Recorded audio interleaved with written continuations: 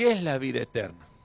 Es la vida según Dios, es la misma característica o el mismo estilo de vida que tiene el Creador, pero que se obtiene por medio de una relación de alianza con Él que nos apega a Él.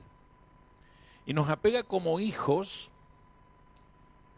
que, decidiendo ser esclavos, son llevados a distintos niveles de promoción para terminar de esos siervos amigos, de amigo, convertidos en hermanos mismos, y de hermano convertirnos en amigo o amiga, así como llegó el alma de nuestro padre Abraham. Cuando vimos ya, y esto lo expliqué, vimos que la vaca roja o la paraduma tiene dos representaciones o es símbolo de dos cosas. Los dos símbolos que ella tiene son de dos diseños preexistenciales. Uno, ahí lo vamos a poner, es la representación de la teshuvá, activada en el mundo físico. Vuelvo a repetir eso, está escrito ahí, teshuvá activada en el mundo físico. ¿Qué significa la teshuvá activada en el mundo físico? Que la teshuvá es anterior al ser humano, anterior a los cielos, algo que por favor necesito que lo entendamos, ¿no? Son diseños preexistenciales.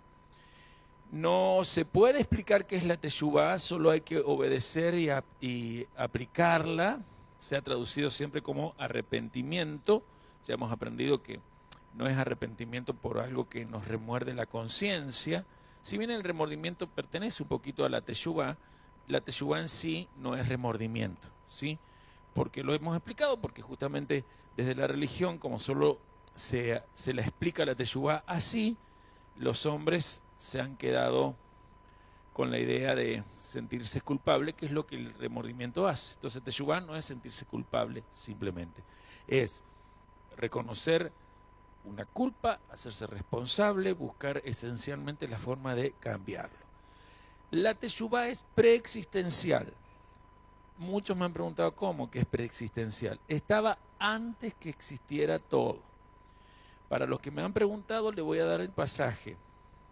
Salmo 90, versículo 3. Hay muchos más. Como hoy no vamos a hablar de teshuvá, no vamos a entrar en esta doctrina o en esta medida de fe, pero al menos en el Salmo 90, versículo 3, lo vamos a ver. Pero miren, primero para que nos contextualicemos, yo leo Salmo 90 del 1 al 3, y en el versículo 3, si usted quiere escribir, dice teshuvá. ¿Sí? Hay que poner eso, mire. Señor, tú has sido nuestro refugio desde una generación a otra generación. Antes de que nacieran los montes y de que formaras la tierra y el mundo, desde los tiempos primeros y hasta los tiempos postreros, tú eres Dios. No devuelvas al polvo cuando dices, no devuelves al polvo cuando dices, de vuelta al polvo, seres mortales. Y allí es donde yo quiero que escuchemos también aquí a Carlos ahora, ¿sí? Vamos a leer también así, Carlos, del 1 al 3. Del 1 al 3. Yahvé, tú has sido nuestro refugio en todas las generaciones. Antes que las montañas nacieran, antes que de que formaras la tierra y el mundo, de la eternidad pasada a la eternidad futura, tú eres Elohim. No devuelvas al hombre a su bajo lugar. Entonces dices, regresen los hijos de hombres. Ahí está. Perdón. Entonces dices, regresen hijos de hombres. Entonces dices, regresen. Vamos a contextualizar el regresen. Regresen ahí es teshuvá, es la palabra teshuvá. Recuerden que teshuvá es retornar, regresar, arrepentirse. ¿Qué es teshuvá? Retornar, regresar, arrepentirse. ¿Dónde está colocado aquí la palabra teshuvá? En el contexto de Dios. Y dice que antes que todo existiera, el Eterno ya existía, ya era, perdón. El Eterno nunca existió, ya era, ¿sí o no? ¿Lo dice o no? Siempre ya era. Ahí, cuando el Eterno ya era, Él decía, teshuvá. No lo están viendo, ¿eh? Yo sabía que no lo iban a ver. Miren bien el contexto después. Está hablando de Yahvé antes que existiera todo. Pero él dice que antes que existiera todo, ya Dios dijo a los hombres, Teshuvá, para que no mueran. O sea, ya Yahvé sabía que el hombre iba a morir por causa de la desobediencia. Entonces, para que el hombre no llegara a la muerte física por causa de su pecado, antes de que todo existiera, ya estaba la Teshuvá. Si Dios sabía que el hombre iba a pecar, ¿por qué no lo evitó? Claro que lo evitó.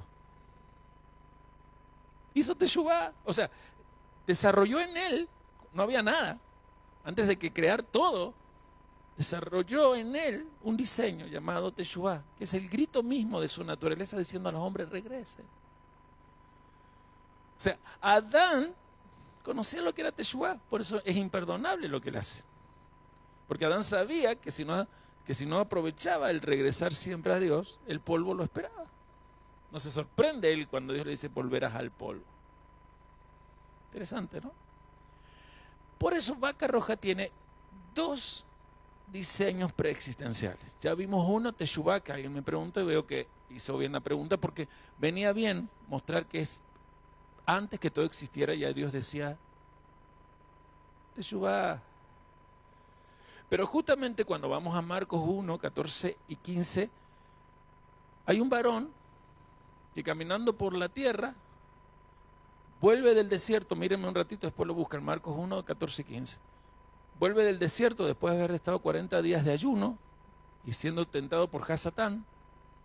Y cuando vuelve empieza a gritar, Teshuvá, es decir, arrepiéntanse y crean la buena noticia porque el reino de los cielos se ha acercado.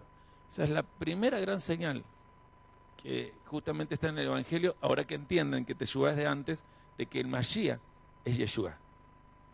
Porque él es el único que tenía el derecho de gritar, como si Dios, el Eterno, gritara por él, tal cual gritó antes de crear todo. Antes de crear todo, el Eterno ya gritó Teshuvá, vuelvan, no se vayan al polvo, vuelvan. Ya todo creado, el hombre caído, la simiente de la mujer se manifestó como el vocero del Padre. Arrepiéntanse en Teshuvá. Y ahí podemos entonces cotejarlo con Revelación 13:8 o Apocalipsis 13:8, cuando dice que el Cordero de Dios fue inmolado antes de que fuera creado todo. El mundo, dice, el cosmos, hablas de todo, lo preexistencial. Entonces aquí es donde viene el otro símbolo, el símbolo del Sadik Gamur. Sadik Gamur significa el justo perfecto. Y mirando eso vamos a ver cómo es esto que la vaca roja tiene que ver con la liberación de la muerte. ¿Y qué tiene que ver con la vaca roja, o la vaca roja que tiene que ver como simbología o como codificación de la obra de Yeshua? Atención, en su primera venida y en su segunda venida. Conocer la vaca roja es conocer toda la obra de la era mesiánica. Por eso es que está difícil el tema hoy de la vaca roja, aunque ya hay noticias de que los judíos, hay una organización que se llama, no me acuerdo cuánto, del templo, y es porque ya saben que todo está cumpliéndose para que el tercer templo se haga, pero no se puede hacer el tercer templo porque no se puede reconstruir si no hay una vaca roja antes. Entonces se está trabajando con las leyes genéticas para tratar de hacer una vaca roja. Ya nació una en 1997, otra en 2012, pero cuando ya estaban contentos y empezaron a verla, porque hay que tres años estar observándola, se dieron cuenta que o tenían pelitos blancos o alguna falla en la pezuña, porque recuerde que aún la pezuña, esto es lo extraño, tiene que ser rojo. Claro, la pezuña incluida. Tiene que ser toda roja. ¿Por qué hay que trabajar esto? Porque si uno lo mira así, seguramente nos pasó, parece como una práctica de magia roja. Algún tipo de magia, ¿no? Raro, es algo exotérico. Porque hay religiones que hacen este tipo de cosas, ¿no?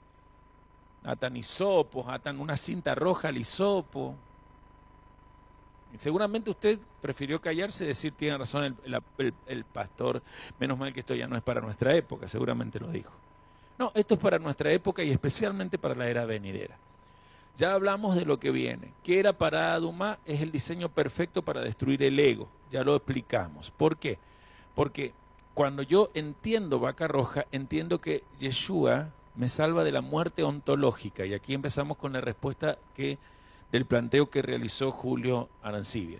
Cuando Julio pregunta sobre cómo hacemos para descontaminarnos de lo que todos los que están con nosotros a diario hacen, es justamente primero controlar cómo está nuestra conciencia. No podemos tener una conciencia fragmentada. ¿Qué es una conciencia fragmentada? Personas que viven de una manera según el lugar o la circunstancia en la que se encuentran. Por ejemplo, sabemos que conciencia fragmentada es la característica del ego en su expresión práctica. La expresión práctica del ego es la religión. Ya sea la religión como una organización X, católica, protestante, cualquiera sea de las ramas en el cristianismo, islamismo, judaísmo, religión. Religión, dogmas organizando una estructura de creencias y con las estructuras de creencias organizando comunidades de esa religión, ¿sí? Pero también está la religión más peligrosa, la de cada persona que esté en esa religión o no. Porque los ateos también son una religión. Es más, una cosa es ser un ateo judío, otra cosa es ser un ateo católico, otra cosa es ser un ateo budista.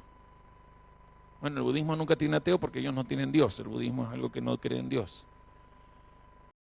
Esa actitud, ya que puse el ejemplo al ateo, es la propia religión. Yo creo en Dios a mi manera, o yo creo en lo espiritual a mi manera. Todo eso es conciencia fragmentada, porque hace que la gente, por ejemplo, como padre sea una cosa, como esposo sea otra, como empresario o comerciante o obrero o empleado o jefe o profesional sea otra. Y entonces el hombre, especialmente los varones, van como viviendo cajitas que los tienen simplemente encerrados en una cárcel, en donde el guardián o el vigilante se asegura que para lo único que se mueva en esa cárcel es para darle energía de existencia a él. La conciencia fragmentada sería la energía que fabrica el ego para que justamente el mundo del otro lado, el mundo negativo, tenga fuerzas. Entonces, la conciencia fragmentada crea la idolatría.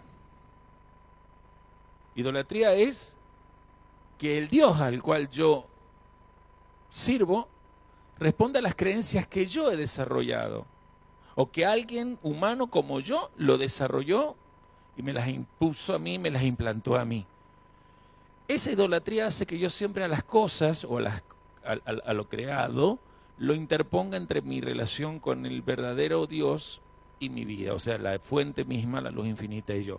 Eso crea lo que se conoce como libertad condicionada.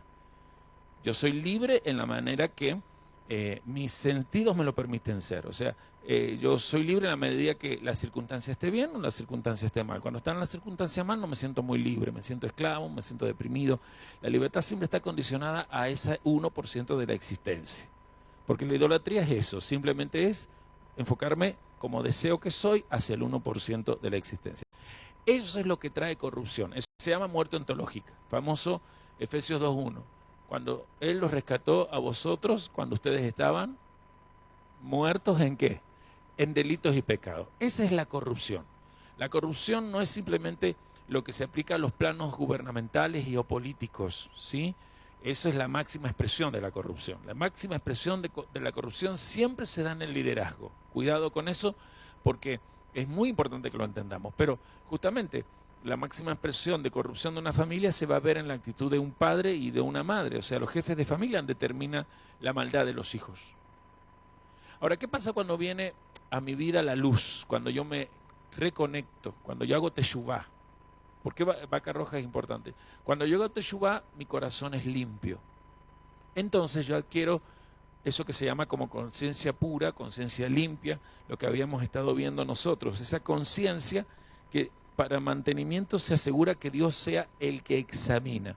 Se atreve a aceptar el desafío de dejar que al terminar cada jornada Dios examine cómo estuvo mi forma de comportarme.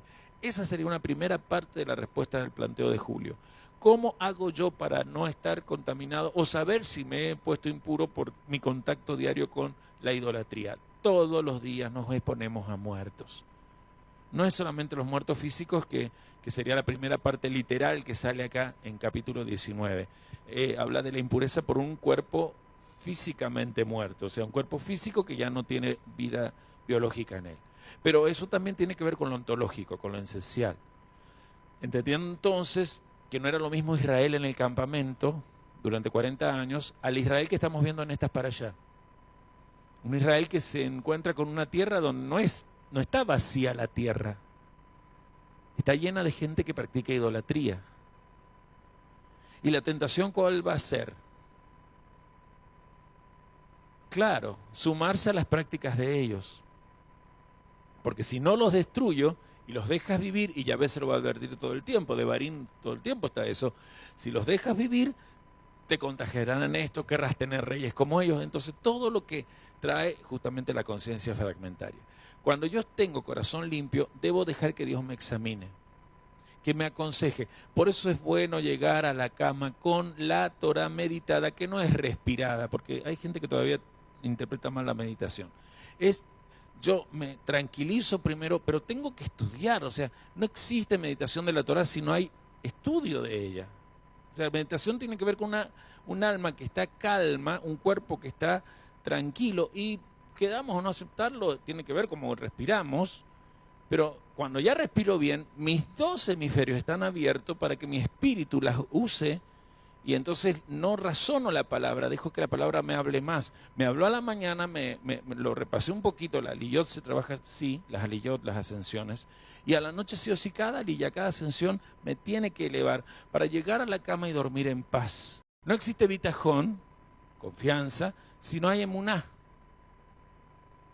Y no hay emuná si no se revela la verdad y la vida. Y verdad y vida tienen que ver con un alma pura. Ahí termino la respuesta.